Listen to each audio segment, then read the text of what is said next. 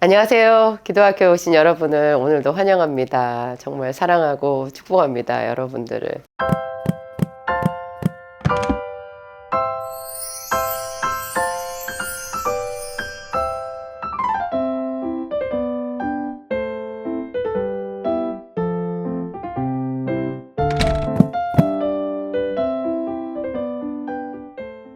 오늘 제 기암송, 지금 제가 기암송 가지고 계속 저희 교회 기도학교에서도 하고 있고, 또 지금 이 스튜디오 기도학교에서도 이 기암송을 주로 활용하려고 하는데요.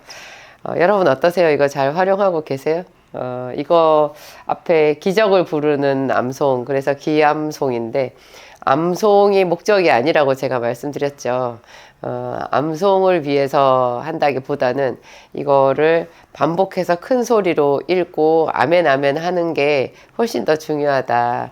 그렇게 해서 계속 읽으면서 내 입에 줄줄 나올 정도로 하다 보면은 암송도 당연히 될 것이고, 나중에 노트가 없어도 그냥 하나님의 말씀이 입으로 줄줄 나오면서 그 말씀이 선포되는 곳에 하나님의 성령이 거하시고 거기에 하나님의 나라가 임하게 되니까 여러분의 삶에 그냥 하나님께서 와서 일하셔서 생각지 못한 기적이 많이 일어날 것이다. 여러분들이 기도를 하면, 무엇을 마음에 품고 하나님 앞에 구하면 그 구하는 말도 굉장히 세련된 기도의 언어가 되거든요. 말씀을 많이 암송하고 많이 읽잖아요. 그러면 내 언어가 바뀌어가지고요, 기도를 할 때도 내 기도가 많이 업그레이드가 돼요. 그래서 어떤 분 왜 대표 기도할 때 저 집사님 기도 참 잘하시네, 뭐 너무너무 감동했네, 이럴 때 있잖아요. 그분 어떻게 기도를 하나 자세히 따라가 보면 이런 말씀을 많이 묵상하고 아시는 분들이거든요. 주로 제가 처음 신앙생활 할 때 대학교 한 2학년 그럴 때 저보다 한 두세 살 많은 그 청년부의 언니가 있었는데, 제가 그 언니 따라하기 했었거든요. 왜냐하면 그 언니가 너무너무 기도를 잘하는 거예요. 앞에서 대표 기도를 하거나, 또 우리 그 청년들 구역 모임에서 대표 기도를 해도 어쩜 그렇게 기도가 매력적인지, 정말 이 귀가 호강을 하는 거죠. 근데 그럴 뿐만 아니라, 단지 듣기 좋은 말일 뿐만 아니라 그 기도가 군더더기가 하나도 없고 그냥 딱딱 우리의 마음을 이끌어주는 그런 영감 있는 기도였어요. 그래서 제가 그 언니를 자세히 관찰을 했더니 주머니나 가방이나 어디서나 그 말씀 카드가 있는 거예요. 그거를 수시로 꺼내가지고 그냥 앉아있을 때, 쉴 때도 그런 거 읽고 있고, 전철을 탈 때도 그런 거 읽고 있고, 그래서 무슨 말을 할 때, 간증을 할 때도 자기가 말씀 받은 걸로 간증을 많이 하더라고요. 그래서 저거구나. 그래가지고 제가 그 따라 하기를 한 게 지금 수십 년이 돼서 그 결실이 이 기암송이거든요. 제가 그렇게 말씀을 많이 암송을 하다가 전철 안에서 하나님의 음성을 들었던 적도 있고, 그곳에서 제가 받았던 위로는 정말 말을 다 할 수가 없어요. 나중에 지나고 나서 생각해 보니까 하나님의 나라가 저한테 임한 거였어요. 여러분들도 이게 전혀 과장이 아니거든요. 기적을 부르는 암송. 이거 암송인데 내가 어떻게, 이런 생각은 전혀 염려는 하지 마시고요. 그냥 계속 읽으세요. 한 페이지를, 하루에 한 페이지를 한 20-30번 정도 읽고, 또 고개 들고 또 생각해보고, 의미도 떠올려보고, 그러면서 내가 하고 싶은 기도를 하잖아요. 사람들이 보통 말씀을 구할 때, 찾을 때 자기가 구하고 있는 그 기도 제목이랑 연관된 말씀을 많이 찾거든요. 뭐 그런 방법도 있을 수 있겠지만, 보통은요, 자기 기도 제목과 아무 무관해 보이는 말씀을 그냥 보는 게 제가 생각했을 때는 더 좋은 것 같아요.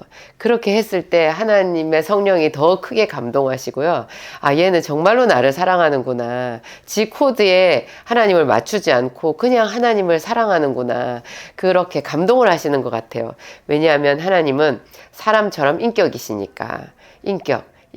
우리 다 인격이 있잖아요. 그래서 상대방이 나를 존중하는지, 나를 생각해 주는지, 나에 대해서 관심이 있는지, 그런 거 어린아이들도 다 직감적으로 아는 거, 그게 인격이거든요. 인격이라서. 그런데 하나님의 성령이 그러시잖아요. 그래서 이 성경을 그렇게 부지런히 읽고 하는데, 여러분들 교재로 잘 활용이 됐으면 좋겠고요.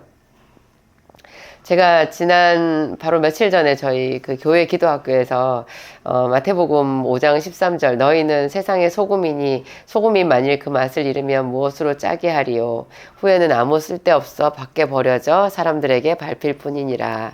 또 너희는 세상의 빛이라. 산 위에 있는 동네가 숨겨지지 못할 것이요. 또 사람들이 그 등불을 켜서 뭐 말 같은 걸로 덮어두지 않고 이렇게 등경 위에 올려두니 집안 모든 사람들에게 비친다. 그런 말씀 있잖아요. 제가 한 20년, 30년 전에 이 말씀을 읽었을 때는 그냥 참 깊이가 있는 말씀인 것 같긴 한데 좋은 말씀인 것 같긴 한데 이게 어떻게 적용해야 되는지는 모르겠네. 근데 참 좋은 말씀인 것 같네. 이러면서 그냥 읽었거든요. 수십 년을. 근데 제가 요 근래에 이제 기암송 이거 만들고 나서 이걸 다시 보는데 그 아버지의 마음이 느껴지더라고요. 여러분, 그 부모님은 자식을 다 공부 잘하기를 바라잖아요. 뭐 운동선수라고 해도 운동을 뭐 좀 하다가 말기를 바라고 대충 하고 그냥 그저 그렇게 아마추어 선수로 머물기를 바라는 사람은 없잖아요. 뭘 하면 부모는 자기 애가 정말 잘해서 그걸로 탁월해지고 주변 많은 사람들한테 좀 빛이 나는 그런 영광을 받는 존재가 되기를 바라잖아요. 근데 하나님도 똑같으시구나 하는 거를 제가 처음 느꼈어요. 이걸 보고 하나님이 근데 우리를 세상에서 특히 당신의 이름을 부르고 하나님과 친밀해진 사람들, 특별히 모든 사람은 다 하나님께서 만드셨지만 그 중에서 특히 하나님과 교제가 있고 예수 그리스도의 피로 이제 하나님의 자녀가 된 그런 사람들 있잖아요. 그런 사람들은 더 하나님께서 그를 영화롭게 해주기를 원하시는구나 하는 게 느껴지는 거예요. 근데 우리는 이제 세속적인 우리의 생각으로는 영화롭게 된다는 게 돈을 많이 벌고 뭐 실력이 탁월하고 명예를 얻고 막 우리 식으로 이렇게 생각하는데 하나님께서 그 크신 하나님께서 봤을 때 더 영광스러운 존재가 되는 게 빛과 소금인 거예요. 그러니까 이 빛과 소금이라는 게 결코 우리를 낮추시는 말이 아니라 차원이 다른 영광을 얘기하시는 거다라는 그런 생각이 딱 들더라고요. 아니 너는 가난해도 그게 내가 너를 그렇게 영화롭게 한 거야 이렇게 말씀하시는 게 아니라 정말로 이 빛과 소금이라는 것 안에 우리가 세상에서 사모하는 것들도 그 속에 다 포함되어 있다라는 생각이 있죠. 그래서 뭐 하나님이 영화롭게 해주신 분들 여러분 다 떠올려 보세요. 그분들 다 부자고요, 다 왕이고요, 다 재상이고 굉장히 사람들한테 이렇게 영광을 받는 그런 존재들이었어요. 다니엘도 그렇고. 다니엘 얼마나 왕도 다니엘 앞에서 머리를 숙일 정도로 다니엘이 영화로웠잖아요. 그리고 그 대단한 페르시아의 국무총리 중에 수석 국무총리였고 또 창세기에 나오는 요셉도 애굽 바로가 높여준 사람이고 그 바로가 내가 너보다 높은 것은 보좌뿐이다. 모든 사람들이 너의 말 없이는 이 애굽 땅 안에서 수족을 놀릴 자가 없을 거다. 다 네 말에 부복하게 될 거다. 그렇게 얘기를 하면서 높여준 거잖아요. 그런데 그런 요셉이나 다니엘이나 다윗 왕이나 솔로몬은 또 얼마나 대단했어요. 그 멀리 그 스바 여왕이 와가지고 탐복했을 정도로 그 주변의 모든 나라들이 솔로몬에게 조공을 바쳤을 정도로 조공을 바쳤을 정도로 이 솔로몬이 영화로웠잖아요. 그런데 그런 솔로몬이나 다윗이나 요셉이나 다니엘의 그 영화를 하나님의 나라에서 언어로 표현하면 소금과 빛인 거예요. 그러니까 이 소금과 빛이 결코 하찮은 게 아니라는 거. 하나님의 말씀대로 따라가면 내가 생각하는 최상의 위치보다 더 높은 곳으로 그것도 근심 없이 평안하게 살아가는 그런 존재가 될 수 있다라는 거를 제가 알겠더라고요. 이게 믿음이 생기더라고요. 제가 왜 이런 생각을 했냐면 제가 대학교 때 그 에피소드가 있었잖아요. 이제 제 영상 자세히 본 분들은 뭐 기억하시겠지만 제가 대학교 1학년 때 처음 예수를 믿고 얼마 안 됐을 때잖아요. 제가 여름에 예수님을 영접했고 그해 거의 겨울 초입쯤 될 때 우리 서클 모임이 있었는데 거기에서 이제 어떤 책을 읽고요. 사람이 왜 사는가, 또 혹은 사는 목적이 뭔가 이런 거 좀 원초적이고 굉장히 형이상학적인 그런 질문이 나왔었는데요. 그 질문에 대해서 뭐 애들이 대답을 하는데 그 20살, 21살짜리들이 뭐 얼마나 세련된 대답을 할 수 있겠어요. 그런 대단한 질문에 대해서. 그 제가 들어도 저도 고민이 되었는데 다른 친구들 말하는 거 들어도 아이 저건 아니지. 아유 저것도 좀 그러네.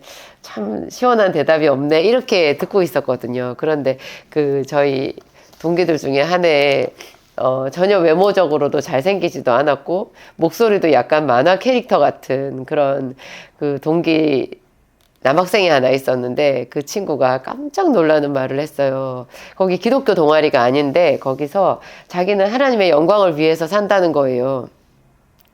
그런 게 있어?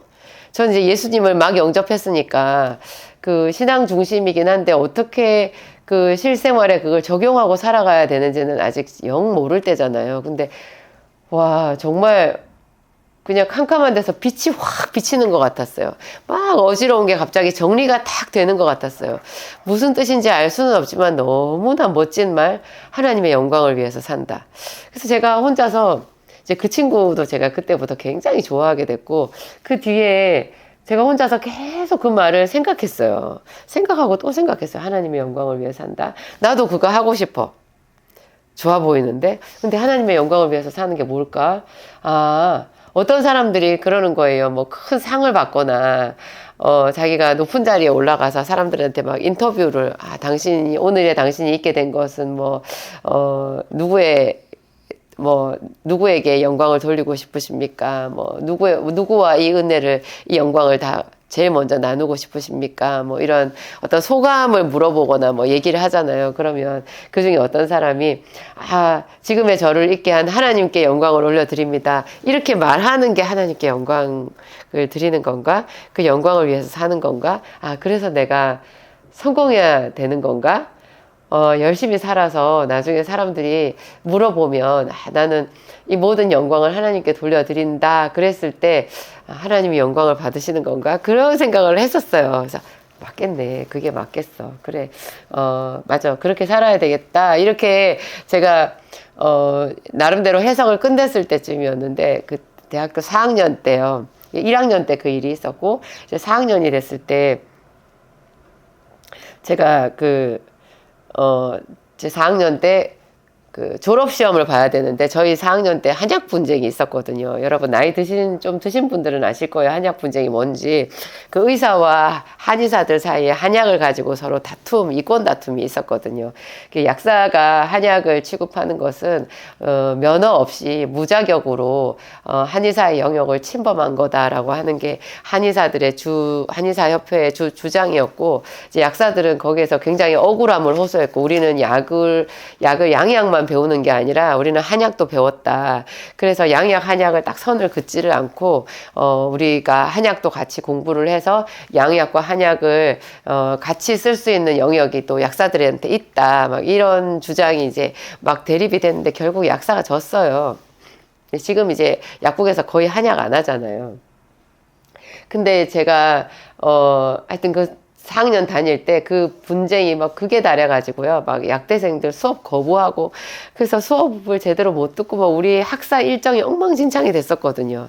제가 가뜩이나 공부를 잘하는 학생이 아니었는데 수업을 노상 거부하고 이래가지고 수업 일수도 많이 모자라고, 저는 특히 더 출석을 안 해갖고 더 모자라고, 막 가뜩이나 학교 공부도 싫고 막 그런 데서 막 4학년 때 하여튼 머릿속에 복잡한 상황이었어요. 근데 제가 거기다가 이제 졸업시험이 있다라는 거를 몰라가지고 1차 졸업시험 준비를 거의 못한 상태에서 막판에 알게 돼가지고 얼떨결에 그냥 시험을 본 거예요. 그리고 이제 두 번째 또 시험이 하나 남아 있었는데 그 두 번째 시험을 볼 때 이제 제가 큰일 났다 싶었거든요. 왜냐하면 첫 번째 시험 엉망으로 쳤는데 두 번째 시험까지 합쳐가지고 그 이제 평균 점수 60점 이상 나와야지 그 졸업 시험에 통과가 되는 거예요. 안 그러면 졸업을 못 해요. 근데 제가 이제 첫 번째 시험을 너무 못 봐가지고 이제 큰일 난 거죠. 그래서 그때 제가 하나님께 비장의 기도를 했어요. 하나님, 우리 학과에서 제가 얼마나 교회 열심히 다니고 이렇게 성경만, 도서관에서 성경만 보고 그런 이제 애들이 다 하는데, 내가 여기서 공부를 못 해가지고, 졸업시험에 통과를 못하면, 하나님, 그건 하나님께 영광이 안 되잖아요. 저만 창피한 거 아니잖아요. 하나님도 창피한 일이잖아요. 제가 일부러 공부 안 한 거 아니니까, 하나님 정말 저를 도와주세요. 제가 열심히 2차 시험 준비할 테니까, 제발 합쳐서 평균이 넘을 수 있게 저를 좀 도와주세요. 이랬거든요. 정말 진짜 필사적으로 기도를 했는데, 멋지게 제가 딱 시험에 떨어졌어요. 그래가지고 근데 시험에 떨어졌다고 바로 졸업을 못하는 건 아니고, 학교에서 이제 세 번째 시험을 볼 기회를 주긴 하거든요. 그래서 삼시를 봐야 되는 애들 명단이 이제 학과 사무실 앞에 게시판에 턱 붙었는데요. 거기 제 이름이 딱 붙은 거예요. 그 이름이 붙던 날 제가 얼마나 속이 상하고 참담하고 자존심이 상하고, 학교 다닐 때 제가 고등학교 때까지는 공부를 곧잘 했잖아요. 그래서 그게 이제 제 자존심이었고, 아주 잘하지는 않았는데, 그렇지만 저희 집이 원체 어려웠고 너무 못 사는 집이었고 막 그런 거를 제가 친구들 사이에서 이렇게 그래도 내 자존심 무너지지 않고 저를 지킬 수 있게 해주는 그 방패막이 같은 게 제 성적이었거든요. 성적이 친구들보다 좀 낫다 그거였는데, 이제 약대 가가지고 4년 동안 죽 썼잖아요. 근데 그 마지막에 4학년 때 30 명단까지 딱 붙으면 정말 마침표 아니겠어요. 그래서 제가 너무 속상해서, 하나님 이러실 수가 있냐고. 나만 창피한 줄 아세요. 하나님은 난 창피한 줄 아세요. 그랬거든요. 그 창피하다는 게 여러분 영광이라는 말과 반대말이잖아요. 저는 하나님의 영광을 위해서 살겠다고 했는데, 왜 내가 하나님 믿는 자로서 이런 수치를 당해가지고 그러면 하나님께도 영광이 안 되고 막 하여튼 제가 그랬어요. 근데 그날 30명단이 붙던 날 이제 제가 어디 통성으로 같이 열심히 기도하는 신학교 기도 집회에 가가지고 공부도 안 하고 그날 저녁에 기도 집회 가서 하나님께 따져서 물었거든요. 하나님 이게 뭐냐고 막 부르짖어서 기도했는데, 그때 시작하자마자 한 10분인가 얼마 안 지나서 하나님께서 저한테 정말 벼락처럼 말씀하셨어요.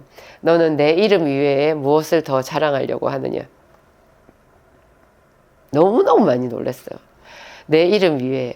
그러니까는 제가 하나님의 영광을 위한다고 하면서 제 사특한 욕심이 그 안에 들어가 있었던 거예요. 여러분, 사람이 그러기가 참 쉽지 않아요? 그죠? 하나님의 영광을 위한다고 하면서 11조 많이 드리겠다고 하면서 사실은 자기가 돈 더 많이 벌겠다고 욕심으로 기도하는 거랑 비슷한 거잖아요. 하나님은 참 사람의 마음에 숨은 것을 다 헤아려서 아시는 것 같아요. 그래가지고 내 이름 위에 뭘 더 자랑하려고 하느냐. 그래서 정말 그때 이게 무슨 소린가. 일단 저는 거절된 거잖아요. 그래서 더 이상 기도도 못하고 정말 진짜 한숨만 나오고, 어떻게 지금 이 수치는 온전히 내 몫인가 보다 그랬거든요. 하나님은 당신의 이름만 중요하구나, 내 이름은 중요하지 않으시구나, 막 그런 생각도 했어요. 근데 그러거나 말거나 이제 어쩌겠어요. 하나님은 하나님이시고 나는 그분을 떠날 수 없고, 제가 삼시 열심히 준비해서 시험 통과했고 아무 일도 없이 지나가기는 했어요. 근데 시간이 졸업하고 나서 지금 제가 거의 30년 됐는데요. 졸업하고 30년 됐는데, 놀랍게도 하나님이 저희 같은 동기들 중에 저를 거의 최고로 많이 영화롭게 해주신 것 같아요. 다른 친구들도 훌륭한 친구들이 있는데 저는 바닥이었잖아요. 거기에 비했을 때 친구들이 정말 약간 위화감이 들 정도로 저를 높여주신 거라는 생각이 들어요. 그러니까 여러분, 우리 안에 욕심을 하나님께서 이런 말씀으로 다 치료받기를 원하시고요. 그 욕심을 버렸을 때 오히려 더 하나님이 우리를 상상할 수 없는 곳으로 높여주신다라는 거를 제가 알겠는 거예요. 그 아버지의 깊은 사랑을 어줍지 않게 우리를 높여주시는 게 아니라 정말 내 안에 하나님의 말씀을 채워서 겸손을 가르치고, 그런 어떤 굴욕도 견디게 하시고 이기게 하시고 더 낮고 겸손한 것을 체득되게 하신 다음에 하나님이 높여주신다는 거. 그러니까 요셉도 그 감옥의 기간이 필요한 거였고, 다니엘도 신분이 포로 신분이잖아요. 그러니까 페르시아의 수석 국무총리가 되었을 때도 사람들이 그 다리오 왕 앞에 가가지고 그 기도하는 다니엘을 그 참소할 때 뭐라 그래요? 사로잡혀 온 유다 자손 중 하나인 이 다니엘이 그렇게 말해요. 사로잡혀 온 유다 자손이 되는 거예요. 그의 근본은 페르시아의 귀족이 아니라 완전 저 약소국의 우리 발 밑에 굴복한 패망한 나라에 끌려온 포로 신분이라는 그거를 들춰내면서 그 다니엘을 짓밟아 버리잖아요. 그 다니엘이 왕의 조서에 이와 같이 되어 있는데도 사자굴에 던져지리라 했는데도 자기 방에서 그 하나님에게 기도해서 오늘 적발되었습니다. 그렇게 고발하는 거거든요. 근데 하나님이 그 다니엘을 그렇게 높여주셨잖아요.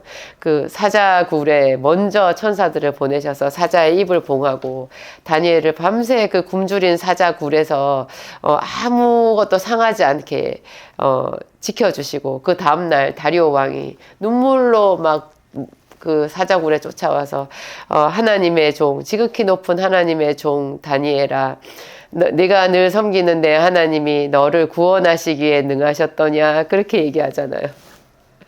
정말 하나님이 그 페르시아 다리오 왕 앞에서 모든 페르시아 백성들과 그를 참수했던 그 적들 앞에서 다니엘을 높여주셨다는 생각이 들어요. 여기 지금 기함송 12번부터 14번 여기 말씀이 이제 마태복음 5장 13절부터 15절까지 말씀인데요. 너희는 세상의 소금이라. 소금이 여러분 힘이 있어요. 소금이 뭐 대단한 무슨 향신료나 뭐 값비싼 거나 그런 거 아니잖아요. 근데 이 밋밋하고 뭐 짠맛이 있긴 하지만 맛있는 맛도 아니고 하여튼 그런데 이 소금을 빗대어서 하나님이 우리가 얼마나 소중한 존재인지 소금이 아무것도 아닌 것 같지만 이 맛의 세계에서 소금을 빼면은 뭐 아무것도 안 된다라는 거를 얘기하고 계신 거예요. 여러분 그 식빵을 만들 때 그 식빵 안에 식빵에 여러분 식빵 씹으면 짠맛이 나나요? 안 나잖아요. 그냥 맛있는 식빵은 잘 씹으면 맛만 있어요. 고소해요. 빵에 빵 고유의 그 맛있는 맛이 나잖아요. 근데 그 안에 진짜 그 식빵의 맛을 좌우하는 게 숨어 있는 짠맛이 소금이라는 거예요. 소금은 식빵을 씹었을 때 짭짤하면 안 되니까 짠맛이 드러나지는 않는데요. 빵의 맛을 좋게 하는 거예요. 제가 호박죽을 잘 끓이는데 제 호박죽 엄청 사람들이 좋아하거든요. 근데 그 호박죽을 먹었을 때 그 안에 소금이 들어갔다라는 거를 아는 사람이 별로 없어요. 근데 소금이 들어가지 않으면 그 호박의 단맛이 나지를 않거든요. 설탕 조금 들어가긴 하는데 그 단맛을 감칠맛이 나게 하는 것은 그 설탕보다 훨씬 작게 들어간 소금인 거예요. 그러니까 이 소금이 그렇게 감칠맛을 낸다라는 거 너무나 중요한 숨겨져 있지만 대단한 그런 존재라는 것을 얘기하면서 우리를 소금이라고 얘기를 하신 거잖아요. 이 소금이 뭐 세상을 썩지 않게 한다 뭐 그렇게 해석하시기도 하는데 저는 그렇게 해석보다 이 해석이 훨씬 좋더라고요. 제대로 된 그 세상 하나님이 세상을 지으시고 세상이 아름답더라 하셨잖아요. 그 아름다운 세상의 아름다움을 나타내게 하는 그 소금이 우리라는 거예요. 우리. 소금이 겉으로 뭐 다니엘도 자기가 뭐 그런 참소를 당했을 때 왕 앞에 가서 막 띠두르고 뭐 나를 참소하는 이 악한 자들을 뭐 징계하라 막 그렇게 하지 않았잖아요. 단식도 하지 않았고 그런 센 짓 하지 않았어요. 가장 약한 자처럼 그냥 늘 하던 대로 가서 보란 듯이 기도했거든요. 날 잡아가려면 잡아가시오. 그러면서 자기가 하던 옳은 일을 고수했어요. 이게 소금이라는 거예요.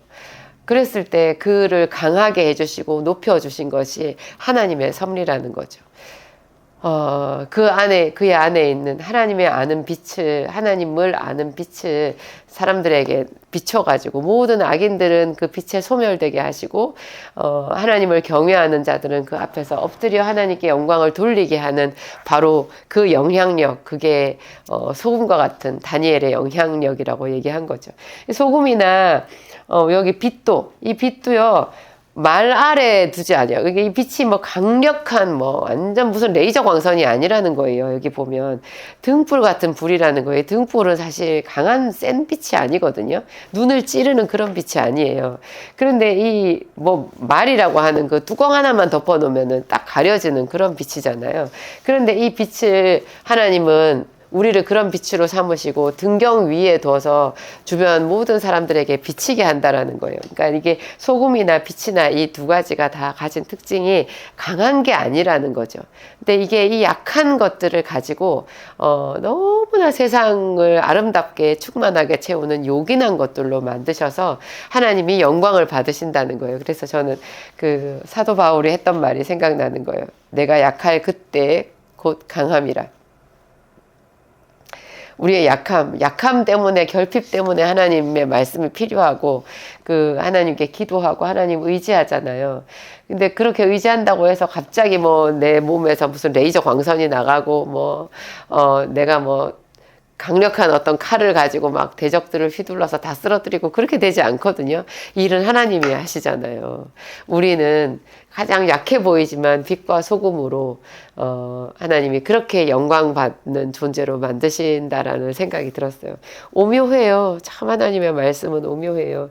여러분이 소금과 빛에 대해서 생각하시면서 얼마나 하나님이 우리를 사랑하시나. 사실은 삼시에 떨어져 가지고 그러니까 두 번째 시험에서 떨어져서 삼시를 볼 수밖에 없었던 저희 아픈 마음을 예수님이 다 헤아려 주셨다라는 생각이 들고요. 20년, 30년이 지난 다음에 저를 훨씬 더 영화롭게 해주시잖아요. 하나님의 궁극적인 그 목표는 당신의 자녀들을 하나님처럼 영화롭게 해주시는 거라는 것을 의심하면 안 되는 것 같아요. 내가 스스로 나를 높이려고 여러 가지 술수, 뭐 작은 속임수, 뭐 속도 위반 이런 거 하지 말고 오히려 더 천천히 가고 다른 사람 생각해주고, 그렇죠. 뭐 긍휼히 여기고 마음이 청결하고 화평하게 하고 의를 위해서 박해를 받고 이러면 항상 뒤처지는 존재가 되지 않겠어요? 제일 밟히고 약한 존재가 되라는 거예요. 오히려 하나님의 말씀대로 살아서. 그러면 높여주시는 그 일은 하나님이 해주시겠다라는 거죠.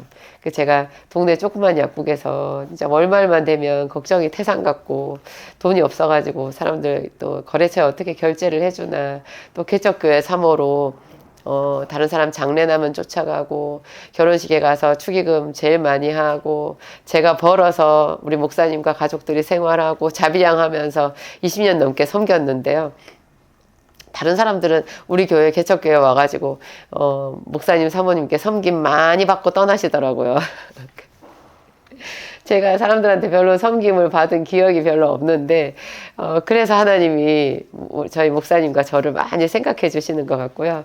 여러분, 저희 교회 안내 하나 드리자면 저희 순복음 안디옥 교회가 그렇게 눈물로 세워진 교회예요. 그리고 정말 저희 남편 목사님과 제가 밑바닥에서, 차가운 마룻바닥에서 기도하면서 그 비새는 교회에서 기도해가지고 여기까지 왔거든요. 여기에 성령의 기름 부으심이 강력해요.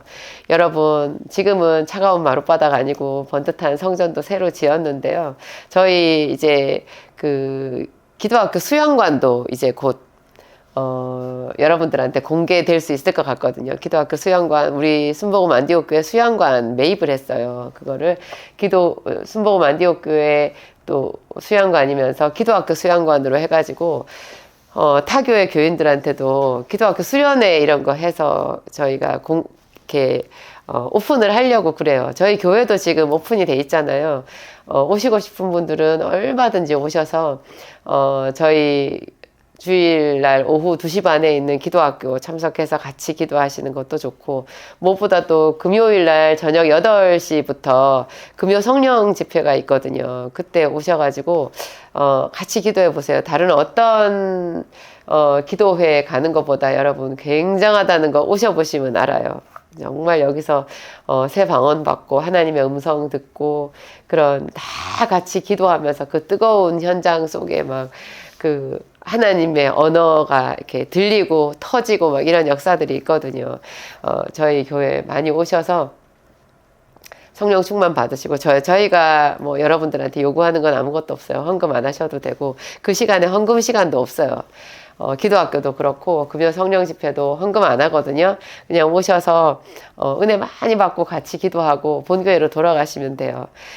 여러분들 많이 오셔서 같이 기도해서 이 시대에 하나님이 예비하신 은혜를 좀 받아가지고 우리가 축복의 통로가 되었으면 좋겠습니다. 기도하겠습니다. 내가 약할 그때에 곧 강함이라. 사도 바울의 그 깊은 고백을 우리에게 들려주시는 하나님 감사합니다. 빛이나 소금이나 화평하게 하는 일이나 긍휼히 여기는 일 모든 것이 하나님 이 세상에 강한 자들이 하는 것이 아님을 우리는 잘 압니다. 그런 일을 하다가 우리는 더 약해질 것 같고 더 뒤처지는 자가 될 것 같은 그런 본능적인 하나님 멈칫거림이 우리 속에 있습니다. 그러나 하나님의 말씀인즉 우리가 듣고 우리 마음으로 외우며 깊이 받아들이며 이 말씀대로 살고자 합니다. 하나님 우리를 높여주는 하나님, 높여주실 하나님을 찬양합니다. 지극히 영화로우신 우리 주 예수 그리스도 앞에 있음을 감사하고 그 이름을 부를 수 있음에 감사하고 우리의 기도를 들으시는 하나님을 찬양합니다. 하나님 이 기도학교 기암송 노트에 기름 부으시고 하나님의 말씀에 기름 부으사 이 시대의 모든 교회들의 하나님 능력의 말씀 살아있는 하나님의 말씀이 충만하게 하시고 우리의 기도가 주의 앞에 상달하게 하옵소서. 감사하며 예수님 이름으로 기도합니다. 아멘.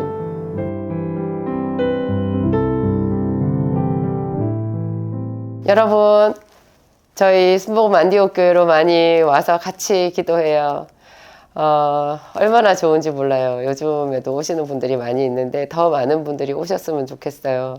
여러분 혼자 기도하시지 말고 저희 순복음 안디옥 교회 또 주일 오후에는 제 기도학교가 있잖아요. 현장 기도학교. 거기서 제가 말씀을 한 40-50분 전하고 다 같이 거기서 통성으로 기도하는데 그거 체험도 여러분들에게 기도 실습이 되거든요. 그리고 저희 교회 금요 성령 집회 금요일 날 저녁 8시부터 시작하는 금요 성령 집회도 굉장히 좋아요. 저희 남편 목사님 이 시대 최고의 기도 인도자 그러면서 또 영적 전쟁에 대한 말씀도 증가하시는데 다 같이 그렇게 뜨겁게 기도를 사모하는 사람들이 기도하는 교회 요즘에 흔치 않거든요. 그곳에서 여러분 하나님의 음성을 들으시고 또 새 방언도 받으시고 옆에 사람들이랑 같이 그 뜨거운 그 기도의 열정의 도가니 안에서 새로운 체험들을 많이 해보셨으면 좋겠어요. 한 번이라도 두 번이라도 그냥 오세요. 아무 생각하지 말고 오세요. 저희 교회 등록 안 하셔도 되고 헌금도 안 해도 되고 그냥 와서 체험하시는 거예요. 그래서 여러분들이 뜨거워지면 혼자서 기도도 또 다르거든요. 하여튼 제가 항상 열린 마음으로 여러분들 기다리고 있고요. 저희 성도들도 여러분들 덕분에 우리 성도들까지도 더 좋아지는 것 같아요. 함께 기도하는 그 기쁨, 놀라운 기쁨, 성령의 생수 다 같이 누렸으면 좋겠습니다.